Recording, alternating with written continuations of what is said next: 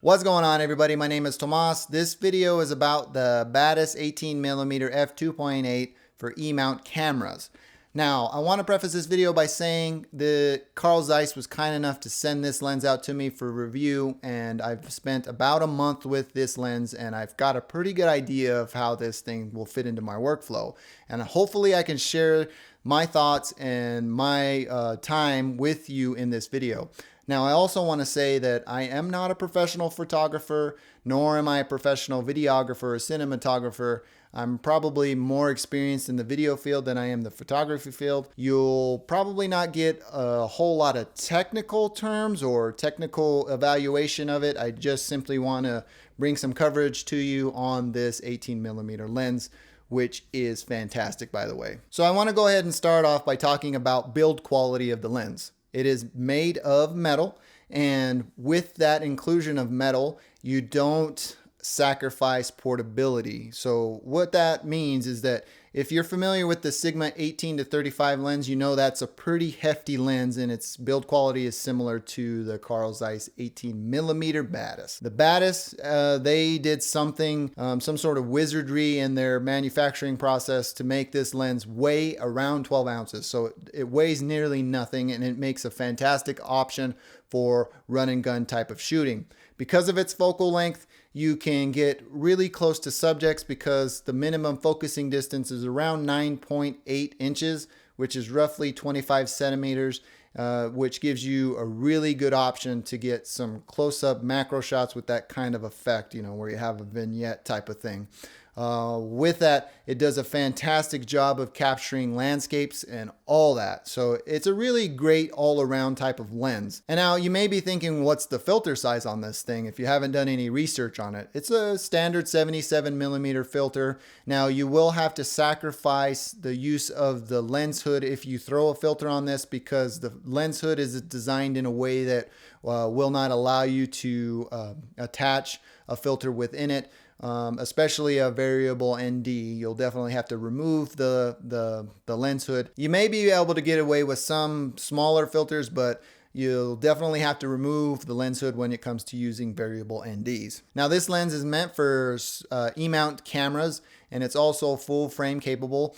And like I said at the opening of this video, it's 18mm in focal length, and also features f2.8 to f22. So you can definitely get some really nice bokeh with it, and stop it down in the case you don't have an ND filter and are shooting outside, with natural light and whatnot. Now, this lens features a really awesome and probably something so unique that I've never really had the experience of using. It has an OLED display on it to where you can know the focusing distance of how that lens is performing. Not only does the OLED display show you the focusing distance between the camera and the subject, it also gives you acceptable focusing ranges. So if you, for example, if you have it stopped down to like f22, pretty much everything's in focus, and it will show you that. But on the contrary, if you have it wide open at f2.8, and you want to get critical focus, this thing will help you get that, no problem. Along the lines of focusing, the focus throw on this thing is really nice, but it is focus by wire, so you'll need to be aware of that. When I say focus by wire, that means it's all being communicated through a digital signal to the camera body.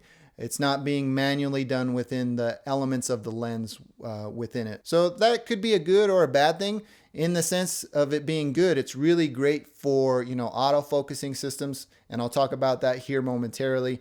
But it is really bad when you try to manually focus, and it can make it difficult to get critical focus. But like I said, the OLED display on the top of the lens will help you nail focus even if you're focusing by wire. Now, I know some of you may have come to this video looking for some photography samples. Now, I did the best that I could, being as novice of a photographer as I am.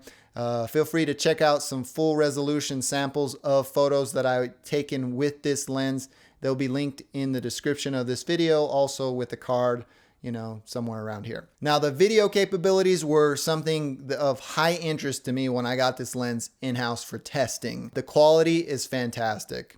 It's probably by far one of the fastest autofocusing lenses that I've had the experience of using on my Sony a7R II. Now you pair this lens with that focusing system within my camera, you have a killer combo.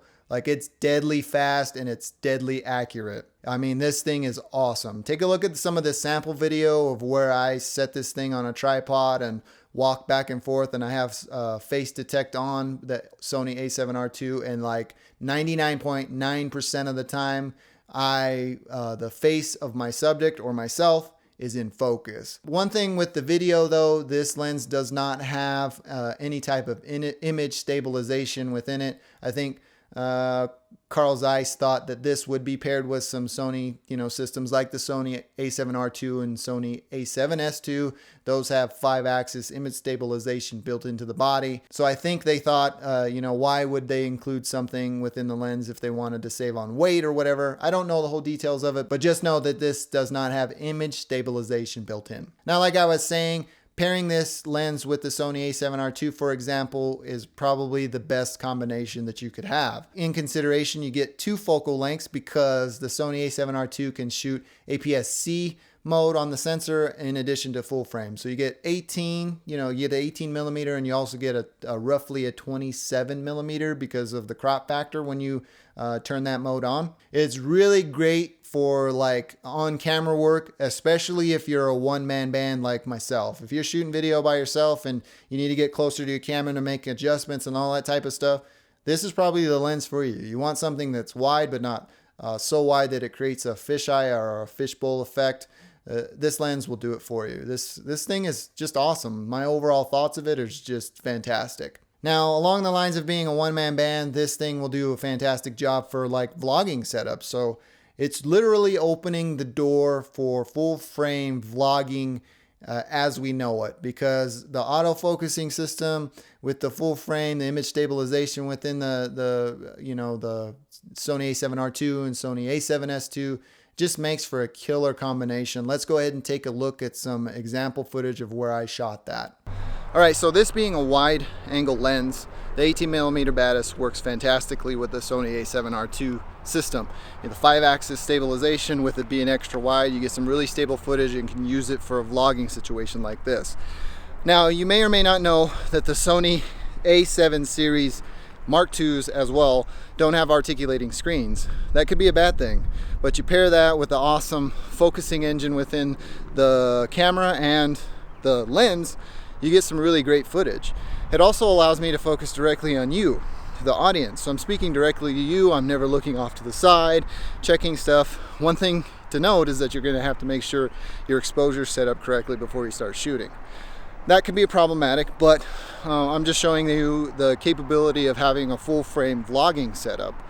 Now, I'm going to do a little bit of jogging just to give you some ideas how this will work with the Sony a7R II and the 18mm Batis. You're really getting some great footage. You're also always in focus. Feel free to let me know what you think of this demonstration of how the 18mm works with the Sony a7R II in a vlogging situation like this. Again, some more demo of me running. Really great footage because it's a wide angle lens, full frame, 5-axis image stabilization, in-body image stabilization in the camera. 11 elements of glass within the 18mm Batis, which helps with autofocusing, and it does a great job in my opinion. Feel free to let me know what you think in the comment section down below about this demonstration. Now, if you liked the sample footage that was just shown, just imagine pairing this with like a Sony a6300 or something like that. That would make it even more mobile and open the door to endless possibilities because of the focusing system that's in the a6300. And you pair that with this super fast lens to where it just grabs critical focus like that. I mean, this thing is awesome for autofocus. Now, the price of this lens runs a reasonable $1,500 considering the features you're getting within the lens. To me, I mean, this is a steal of a deal. Now, if you're interested in pricing and availability, hit the link in the description right beneath that like button. Well, that about does it for me in this one. If you like this video, please feel free to give me a thumbs up. If you didn't, hit the other one. Thanks for taking the time to watch. I am Tomas, and I'll catch you in the next one.